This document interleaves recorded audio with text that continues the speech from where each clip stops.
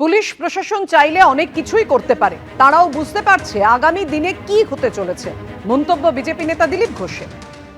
চাইলে প্রশাসন অনেক কিছুই করতে পারে। কালকে শুধু জ্ঞানেশ কুমার নয়, সেন্ট্রাল ফোর্স তো তাদের ডিউটি করেছে। পশ্চিমবাংলা পুলিশেরও বডি ল্যাঙ্গুয়েজ চেঞ্জ হয়ে গেছে।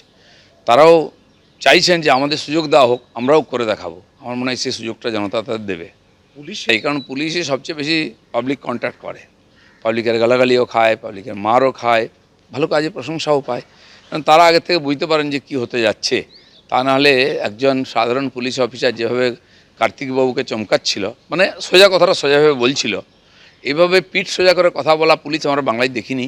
এটা খুব ভালো লেগেছে। এই যে আপনারা শুনছিলেন যে একাধিক অভিযোগ জমা পড়েছে বিভিন্ন জায়গা থেকে, তেমন অভিযোগ এসছে ফলতা থেকেও। অধীর রঞ্জন চৌধুরী তিনি কি বলেছেন দেখুন। ওগুলো তো টেরার এলাকা না, ওইখানে খোকাবাবু যেতে 7-8 লক্ষ ভোটে লুটপাট করেই যেত, ওখানে কোনো ব্যাপারই না। এবার যদি আটকে থাকে, কতটা আটকে জানি না, সেলোটেপ মেরে দেওয়া, এগুলো মেরে দেওয়া মানে এখানে ভোট দিও না। দুদফা ভোটের পর আরো কড়া কমিশন। এবার এলাকায় গিয়ে স্ক্রুটিনির নির্দেশ জ্ঞানেশ কুমারের। সুব্রত গুপ্তকে ফোনে নির্দেশ দেন মুখ্য নির্বাচন কমিশনার। আরো বিস্তারিত জানবো, কথা বলবো। আমাদের সঙ্গে রয়েছেন আমাদের প্রতিনিধি রুমা পাল। রুমা, কি কারণে এই নির্দেশ আর কিভাবে হবে স্ক্রুটিনির কাজ? দেখো, বলে রাখি, দ্বিতীয় দফার নির্বাচনের সময় কিন্তু একাধিক অভিযোগ এসেছে কমিশনে। কি সেই অভিযোগ এসেছে প্রায় ৭৭টা জায়গা থেকে, যেখানে ইভিএম ট্যাম্পারিং করা হয়েছে, অর্থাৎ সেখানে কালো টেপ লাগানো হয়েছে, কোথাও আতর বসানো হয়েছে। সেটা মূলত ডায়মন্ড হারবার, ফলতা, সোনারপুর, বজবজ এই সমস্ত জায়গাতে কিন্তু অভিযোগ এসছে। এবার আজকে স্ক্রুটিনি চলছে এবং সেক্ষেত্রে কিন্তু মুখ্য নির্বাচন কমিশনার জ্ঞানেশ কুমার সোজা ফোন করেন বিশেষ পর্যবেক্ষক সুব্রত গুপ্তকে এবং একেবারে স্পটে গিয়ে কিন্তু স্ক্রুটিনি করার কথা বলা হয়েছে। সেই সুবাদে কিন্তু তিনি ডায়মন্ড হারবার উইমেন্স কলেজ পৌঁছে গেছেন। সেখানে রিটার্নিং অফিসার, অন্যান্য অবজারভারদের সঙ্গে অবশ্যই সেই সমস্ত স্ক্রুটিনি চলবে। যেই সমস্ত ইভিএমগুলোতে দেখা যাচ্ছে যে কালো টেপ রয়েছে বা আতর বসানো আছে, সে সমস্ত স্ক্রুটিনি করা হবে। সেখানে রিপোল হবে কিনা সেটা দেখা হবে।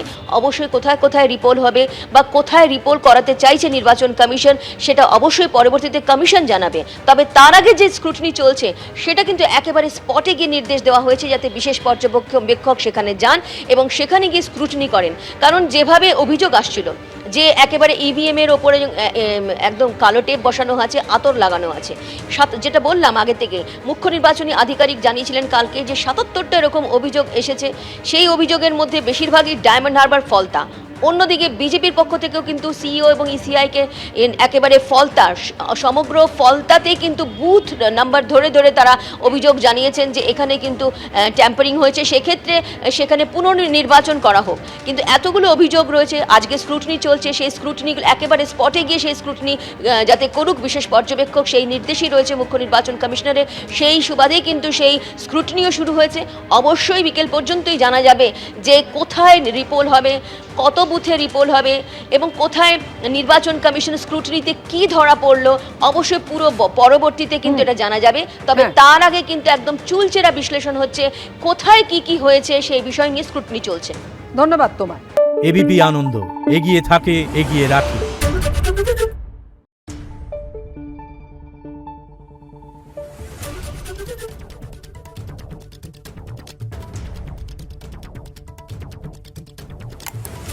Thank you.